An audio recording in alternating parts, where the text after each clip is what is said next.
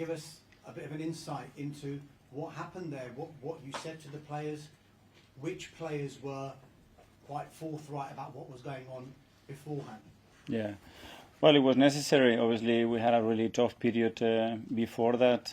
We played so many games. We had some defeats, especially not deserving to lose matches. But I think it was something as well that probably was necessary to keep improving and keep demanding ourselves. The weather, the temperature, some of the things that we had time to work on to improve as a team as well. And everything clicked. And then we won. We were playing good, and that helps. Do you think you'll look back on that as maybe a turning point in your season, that trip? Well, it was really good. To be fair, it was a perfect timing for us. What we built there, the chemistry, the energy that it was around the place, the amount of time that we have to spend together and enjoy that part, whether it was on the field, out of the field. It was a really positive trip. Brentford last season in the home game, we know what happened. There was an error with VAR. Does that still irk you, and is it something that motivates you when you go into this game? Well, every point that we left or we left this season, it hurts, and obviously it's still there, and that's it. But we have a lot to play for. We know the difficulty of the match is always really tough. We played them twice already, and we suffer, and we always suffer against Brentford. And on Saturday, I expect a very similar match.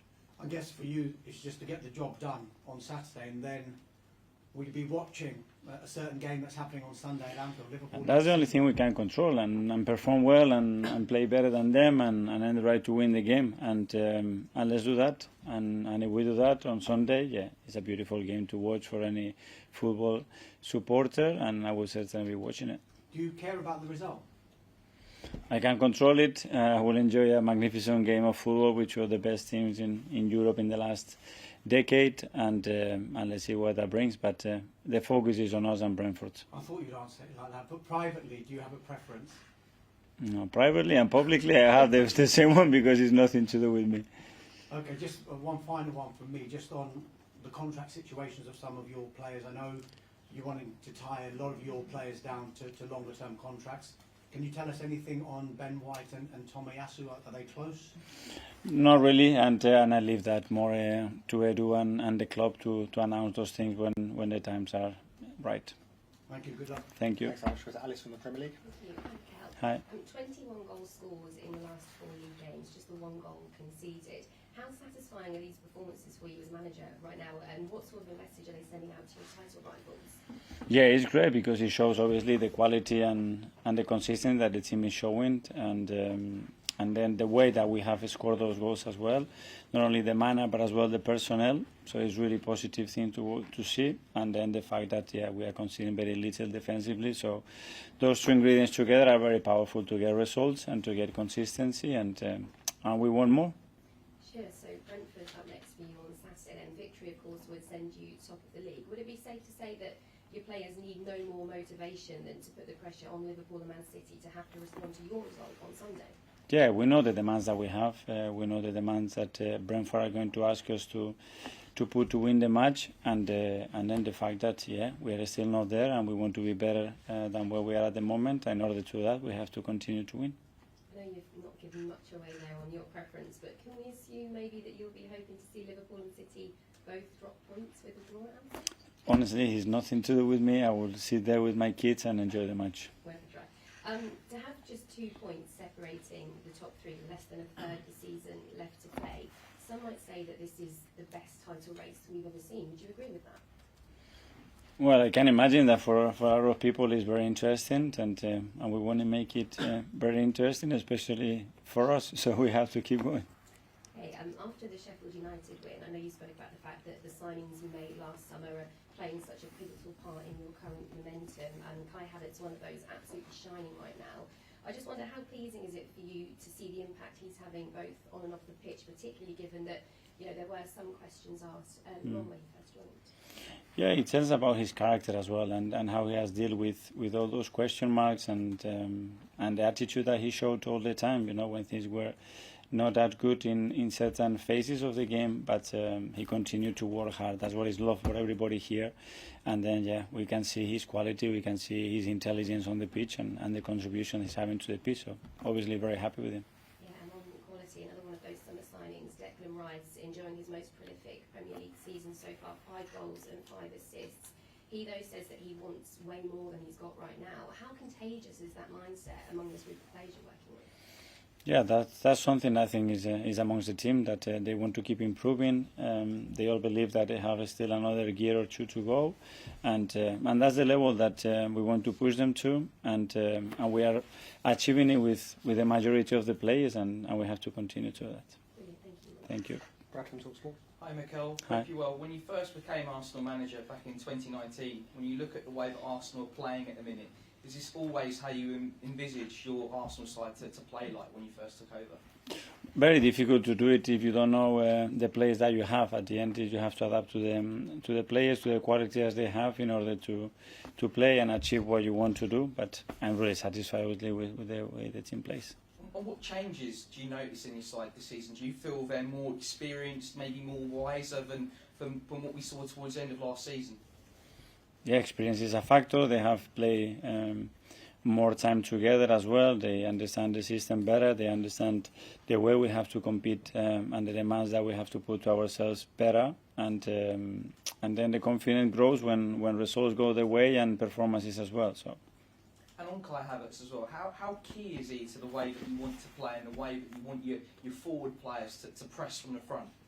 Yeah, his ability, obviously, to occupy spaces, but as well in transition moment to exploit them.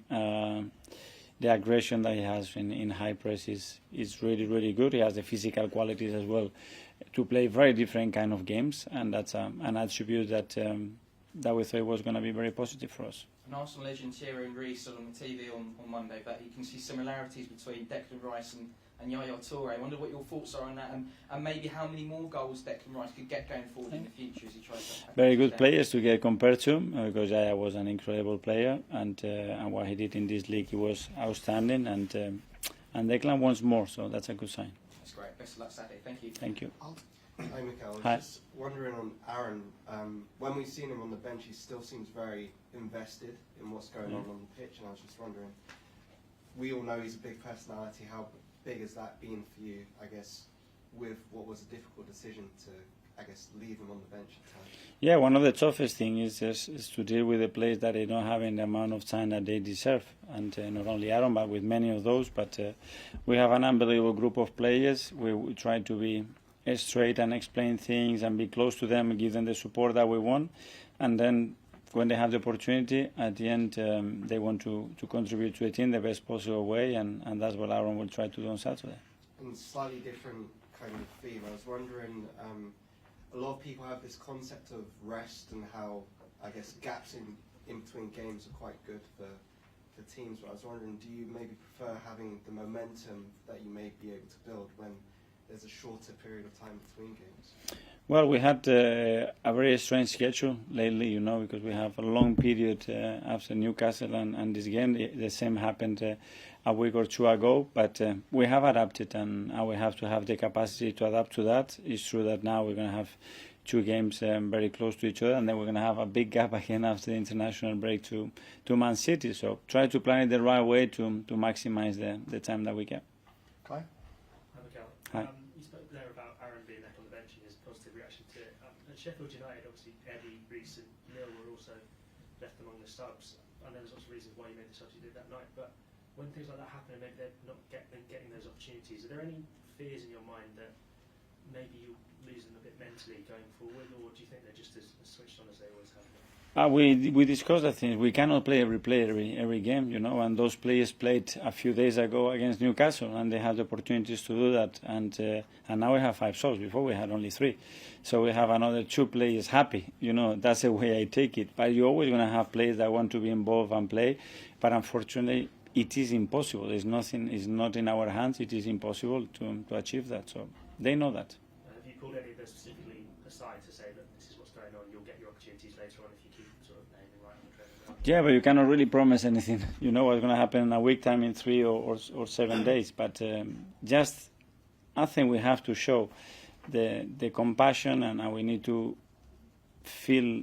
They need to feel that we are next to them and we understand where they are. But the reality as well is this is football, it's a team sport, and you have to understand and fulfill the role that you have in the moment. And it might be very different in 3 weeks' time.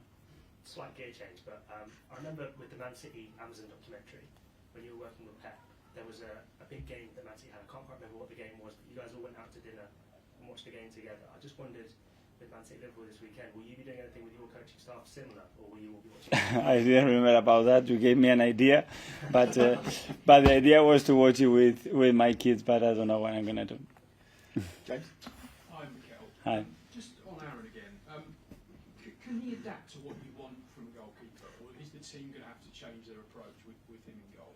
Not only that he can adapt, he has proven that he can perform really well to what I want and what we want. So does he have a chance of keeping his place? Do you tell him that going into this weekend, this is your chance, or does he know already this is kind of a one-off? We don't have that kind of conversation with players, but not with Aaron, with any other player in the field. I play today and you have a chance to play next week. That doesn't happen.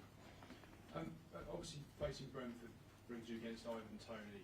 He's a player you've been linked with a lot in the past. Obviously, nothing happened in January. That kind of speculation has gone quiet now. Can you rule out a move for Ivan Toney in the summer? I don't talk about any other player, because if not, I have to be ruling out every player in the market, because we are with a lot of players. That's it. And just one on following up on that, in terms of the striker generally, obviously you've been scoring goals all over the place recently. Yeah. Does that change your thinking about the summer and whether you need a forward? No, the plans that we have for the summer are very clear, and they were done almost at the start of the season, understanding what we can have, the contract situation that we have with some players, and how we want to improve and maintain the level of the team. So this certainly is not changing anything. Okay, we'll now go for 12 o'clock Friday. So 12 o'clock Friday.